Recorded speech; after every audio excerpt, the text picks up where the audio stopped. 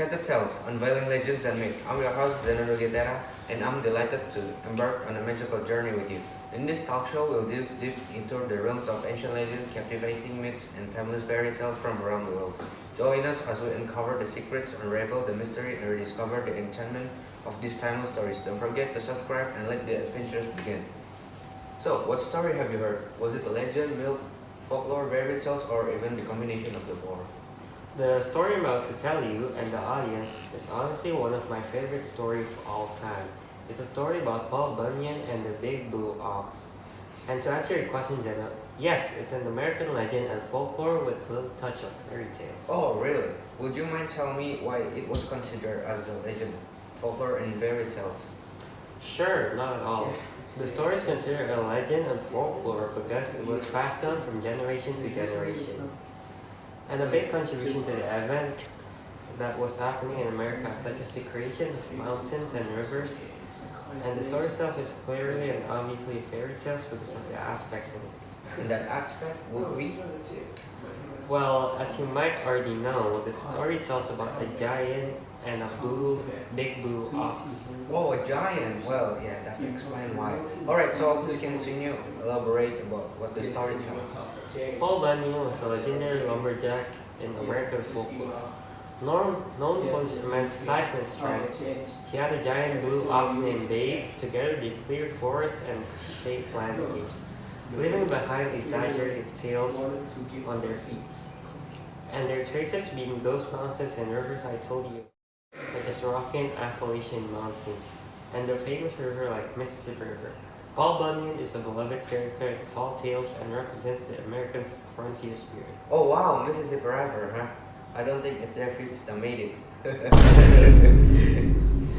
They just need to slam it and bam, Mississippi River. Yeah, hence the water. Our next and final guest is also a student from the 11th grade, and I expect him to tell us about a little bit of an incredible magical legendary story. Please welcome Al-Fatir Makassar. So what's up guys? Yo yo yo yo. Well, Al-Fatir Makassar, everybody, how does it feel to be back here? Because I know you went to this building in 69, right? Yeah, this building has changed so much now. The audience was supposed to be right there, and the dressing room and stuff, well yeah, changed a lot. Yeah, I bet it has. So tell us about your story, because you already told us about the American legend, Paul Bunyan. Are you gonna tell us about some country like that? Yeah, it's quite famous in the country. So yeah, it's quite a legend. Malingkundang. Is that some kind of thieves? Because you know it's Maling. No, it's not a thief, but he's quite a scumbag. So you see, Malingkundang was a poor fisherman. He became very wealthy, but tends to forget his family. Whoa, what a scummy man. Yeah, just to give you half a chance. I bet he rob you if he can. So what happened to him? How does it fate you? Does he put his mother to nursing home? No, the writer clearly wants to give a lesson. Clearly not to put your parent into a nursing home. Trust me, it's him who will lose. When his mother saw him out, he denied her. She cursed him, and a storm turned him to a stone. A reminder of the price of pride and ingratitude. Oh wow, see folks, that's what you get for being a brat to your parents. I'm rich and I still give money to my parents after every show unfortunately they're walking ATM. Oh, that's cool, man. Alright, give an applause to our guest Al-Fatir Makassar. Arya Fatir, thanks for coming by, and will you mind liking this and sharing this video, and please subscribe. Stay tuned for our next talk show episode where we'll interview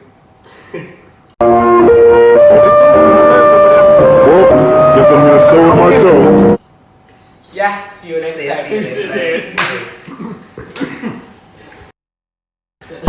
Ini masih gini apa ini?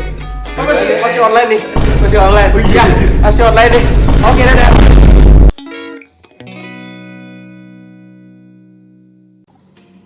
Hello everyone, my name is Puanja from class 11-1 and I will be hosting this podcast where I will be interviewing Ariana and Jemima on one of the legends we rewrote for our assignment last night. Okay, so let me start. What is the title of the story? The title of the story we're going to talk about is The Legend of Lake Toba, or Legenda Asal-Usul Danau Toba. Okay, where did this story originate? This story originates from northern Sumatra, Indonesia, where Lake Toba is located. What is the story about? Can you give me a rough summary of it? A summary. Okay. Let me think. So the legend of Lake Toba, it starts off with Toba who catches a golden fish, and it turns out to be a cursed princess. They went off to marry and conceive a child named Samosir. Okay, so who is the main character in the story? The main character of the story is a farmer named Toba. What is Toba's characteristics like? Can you describe him in a few words? I'd say that Toba is a hardworking father. He strives to provide for his family. In the legend, he is described to be working in the rice fields every day, and I find that very admirable of him. Ah, okay. Are there any other characters, and what are they like? Well, there are two more characters in the story. There's Samosir, who's kind of like a sluggish child who is really spoiling his whole life. And there's another character as well called Ikan Mas, or Toba's wife, who's a loving mom that really wants the best for her child. Thank you, Nima. Where's the setting of the story? The setting of the story is a remote village in Indonesia, isolated from the rest of society. Okay, what is the main conflict in this legend? So the conflict of the story is when Toba loses control of his emotions and accidentally tells Samosir about his mother's secret. How did the conflict develop? As in, what is the main reason that caused this conflict? The main reason is definitely Samosir. He selfishly ate most of Toba's lunch and caused Toba to get angry in the first place, so... Okay, what are the main things you can learn from this story? There are a lot of things that one can learn from this legend. I'd say there's probably three important moral values. The first one being don't let your emotions control you. The second one is never break promises. And lastly, always respect your parents.